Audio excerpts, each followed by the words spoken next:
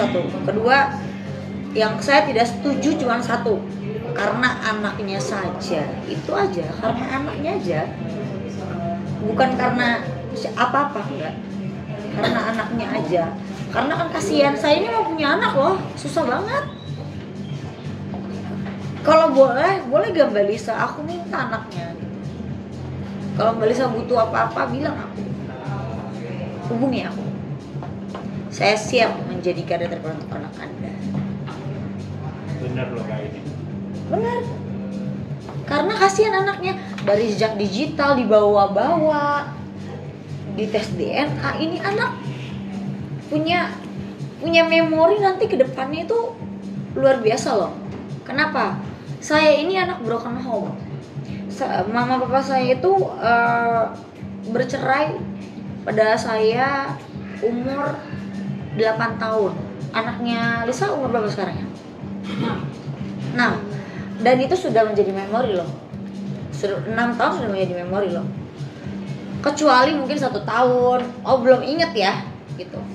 Jadi menurut saya kasihan. Saya aja masih inget sampai detik ini Mbak, bagaimana proses perceraian. Ditanya ikut mama, ikut papa tuh selalu jawabnya dua-duanya gitu. Ikut dua-duanya boleh gak gitu, ikut dua-duanya boleh gak gitu. Karena siapa sih gitu yang mau, karena apalagi beliau sudah, si Mbak Lisa ini sudah mendapatkan seorang suami yang luar biasa, sabar ya menurut aku ya. Tiba-tiba cerai nih katanya. Bener gak sih katanya gitu ya? Kemarin bilang rujuk lagi. Nah terus rujuk lagi, mungkin karena udah jadi tersangka. Karena kontraknya udah habis sama Mas Aannya ya Mbak, Mas Andi Aan, halo. Udah habis ya, Mas Andi kurang bayarannya kali, 15 juta doang kurang. Harusnya 150 juta Mas, saya biasa settingan dulu waktu sama Vicky Prasetyo 3 digit. Pertama kali masuk di dunia entertain gitu. Jadi kalau ada yang bilang pansos, bisa dicek deh tahun berapa saya ada di dunia entertain gitu. Memang mungkin semuanya sih kontroversi, tidak ada yang baik, maka itu saya belajar untuk lebih baik dan menjauhi kalian mas mbak. Takut beritanya, takut digigit, takut lidahnya ngelepet dikit, masya Allah takut saya beneran. Karena memperbaiki diri juga salah satu goal saya dalam hidup. Kita nggak pernah tahu umur kita. Orang yang sehat aja bisa tiba-tiba meninggal, orang yang apalagi yang sakit ya. Semoga menjadi penggugur dosa untuk saya. Itu aja sih. Saya kan kebetulan sekarang lagi sakit ya. Jadi ya mohon doanya teman-teman, semoga diberikan ketabahan dan keberanian seperti Mbak Lisa untuk memberi bocoran siapa sih pejabatnya. Gitu. Ayo, ini kan bentar lagi juga Lisa mau pakai baju orange ya karena udah jadi tersangka. Sama dong, orange ya. Pantesan saya beli kemarin. Oh ternyata ini. Oh gitu ya.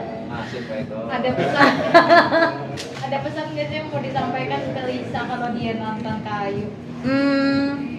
Untuk Mbak Lisa, saya pernah menjadi teman Anda, dan Anda tahu saya tidak pernah memperkenalkan Anda kepada Bapak Ridwan Kamil, dan Anda tahu persis Anda sendiri yang mendm.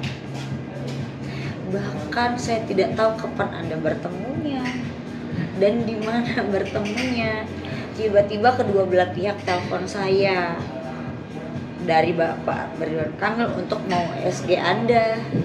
Dari Anda bilang Anda hamil, kesusahan tentang uang. Bahkan Anda saya bantu untuk makan sushi karena ngidam pada saat itu. Dan saya ngomong kepada pihak Bapak Ridwan Kamil pada saat itu untuk ini gimana nih anak hamil gitu, tolong dong gitu. Dan harusnya Anda ingat juga kenapa, karena kalau nggak ada saya mungkin nafkah itu tidak akan terjadi. Karena di surat pernyataan, jikalau Bapak Ridwan Kamil mangkir dari nafkah sampai Anda lahiran, Anda bebas untuk membeberkan gitu. Tapi ini kan semuanya dijalani oleh Bapak Ridwan Kamil, biarpun dia tahu itu bukan anaknya gitu. Apalagi kamu bilang di rumah sakit,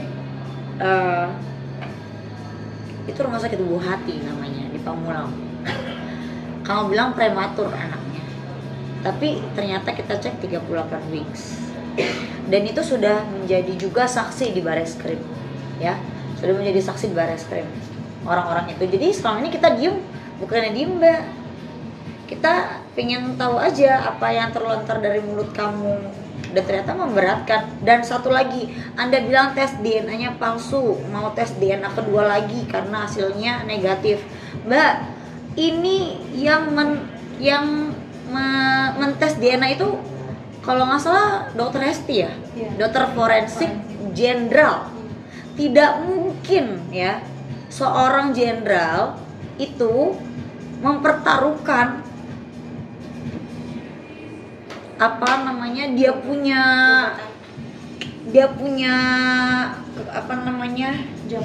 jabatan dan integritasnya gitu sebagai dokter, apalagi di ahli forensik juga, bukan cuma tes DNA saja, mayat saja dia bisa tahu kan gitu, apalagi cuma tes DNA kan gitu ya.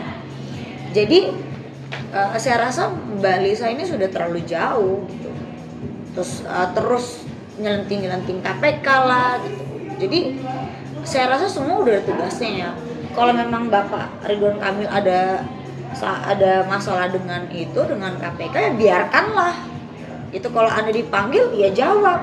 Kalau Anda memakai uangnya ya balikin, karena itu uang rakyat. Mau alasannya untuk anak atau siapa, buat apapun tetap harus dikembalikan Mbak gitu. Sebenarnya KPK hanya bertanya kepada Anda mungkin berapa kan nominalnya gitu ya, jadi balikin. Ya, kemarin dari pihak Pak RK sendiri, Bang Muslimin juga bilang udah akhirnya ditetapkan tersangka. Jadi dari pihak RK ya sudah, ya memang ini harus diterima gitu, mungkin gimana? Ya memang harus diterima.